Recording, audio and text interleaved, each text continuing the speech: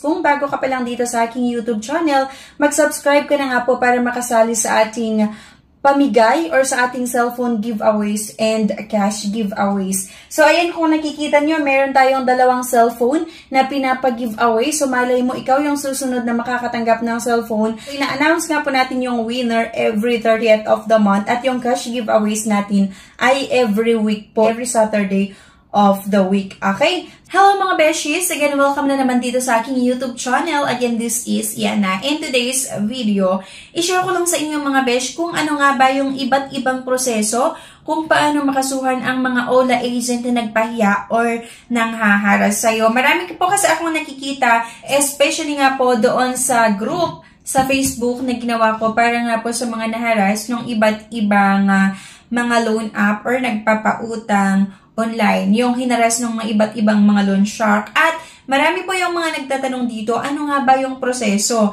para makapag-gather ng mga katibayan na ikaw talaga ay pinahiya. Gusto mong kasuhan yung mga agent ng iba't ibang loan app na nagpahiya sa'yo, ano nga ba yung mga proseso na dapat mong sundin. Pero bago ang lahat mga beshies, konting patalastas lang muna tayo. Meron pa akong online store na Crystal Beauty Shop na makikita nyo sa Facebook at available na rin po siya sa TikTok at sa Shopee. Bagong-bago na online store natin. No time to apply for a bank personal cash loan? Yana's here to help you. I assist pre-qualified clients with basic monthly income at least 25,000 per month. Hassle-free at walang fee. Lahat ng process sa bank gagawin. 2 to 5 banking days lang approval. Loan up to 2 million. Email amawanyana@gmail.com or message my FB page, Yana Insta Review. Note, qualifications may vary subject to the bank's terms and policies. Let's get back to the topic. Ano nga ba yung mga proseso para makasuhan ang mga iba't ibang OLA agent na nagpahiya or nangharas sa'yo? So ito kasi ay under siya ng cyber libel o paninirang puri sa internet o post sa Facebook. Dapat sundan niyo ito para makagather nga kayo katibayan or patunay na talagang kayo nga ay pinahiya. So ito nga mga beshi ay yung Cybercrime Law, Republic Act 10175, libel offense under Section 355 and revised Penal Code of the Philippines. Ito nga mga beshi, kagaya ng sinasabi ko kanina, cyber libel o paninirang puri sa internet o post sa Facebook. Okay, alamin mo kung paano. So, hindi lang naman sa mga OLA agent, pwede rin sa mga kaibigan mo or sa mga kakilala mo na pinahiya ka sa Facebook kung ano-ano na yung sinabi sa'yo sa Facebook. So, ito na nga, siniraan ang puri mo sa Facebook.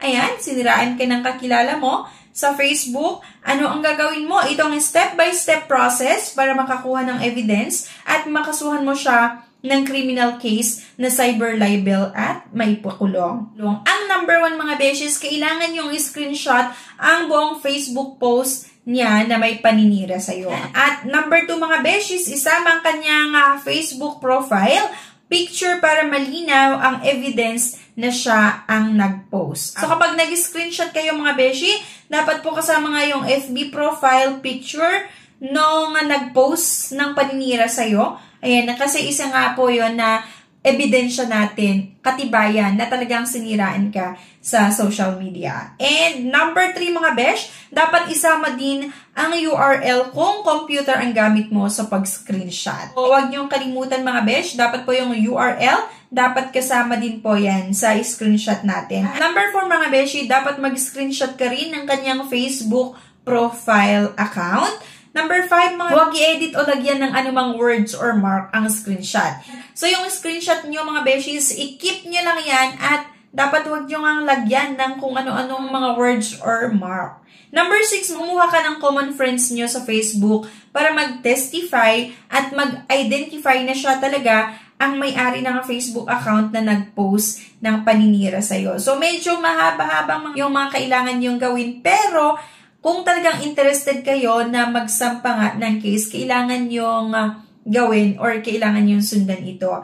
Ayan, number 7, kung walang common friends o anonymous account o hindi mo ma-identify ang owner, go to Anti-Cybercrime Division ng NBI or sa PNP-CIDG para ma-identify ng computer forensic expert nila. Yung mga kinaukulan naman, meron silang mga ginagawa talaga para ma-identify. May mga way, itong mga nasa kinaukulan para ma-identify nga kung ano yung ginawang paninira sa'yo. Ayan. Ang pagkakaroon ng Facebook account ay hindi nagbibigay ng lisensya sa may-ari nito na gamitin ito na makasisira sa buhay at reputasyon ng ibang tao. Ang post, comment o tweet na may pagmumura o paninirang puri sa isang tao sa Facebook, sa Twitter o iba pang social networking sites o internet ay isang krimen na cyber libel. Ang nasabing post, comment o tweet ay isang electronic evidence na tinatanggap na sa korte bilang ebidensya ng libel at pwede na itong magamit laban sa taong nag-post nito sa internet. Ito ang tinatawag na cyber libel na pinaparusahan sa Section 4 ng Cybercrime Prevention Act of 2012 o Republic Revised Penal Code Article 353. Ito ay isang isinapubliko at malisyosyong pagbibintang ng isang krimen, bisyo o depekto o isang aksyon o hindi pag-aksyon ng isang tao, kondisyon, status o circumstances kung saan ito ay na-dishonor, pagpapahiya at paghamak ng isang tao o korporasyon sa pamamagitan ng internet at computer. Okay? So, ayon nga kasi mga beshi sa Cybercrime Prevention Act of 2012, kung saan ang libel ay isinama bilang isang uri ng cybercrime. Okay? Pinaparusahan ng kulong ang gumawa nito ng hindi bababa sa 6 months and one death hindi lalampas sa 6 na taon na pagkakakulong. So ngayon mga besh, meron na tayong nakuha na ebidensya or may mga nagather ka na gamitin mo as evidence. Pwede mo na ito isampa bilang isang criminal case nga. So ito number 8, ang gagawin mo, gamit ang mga evidence mo, gumawa ng complaint affidavit or sinumpaang salaysay kung saan dapat ikwento ang buong pangyayari before, during, at after ng posting ng paninira sa Facebook at elemento ng krimen. Okay? Para makasiguro humingi ng tulong sa lawyer sa paggawa nito. Number 9, mga hindi mo kailangan na ipabarangay ang kalaban mo dahil exempted ang cyber libel sa requirements ng barangay hearing. Number 10, mga besh, i-file ang complaint affidavit o sinumpaang salaysay sa prosecutor office o fiscal office. And number 11, mga beshi, hintayin ang subfona ng prosecutor's office o fiscal office para sa hearing preliminary investigation.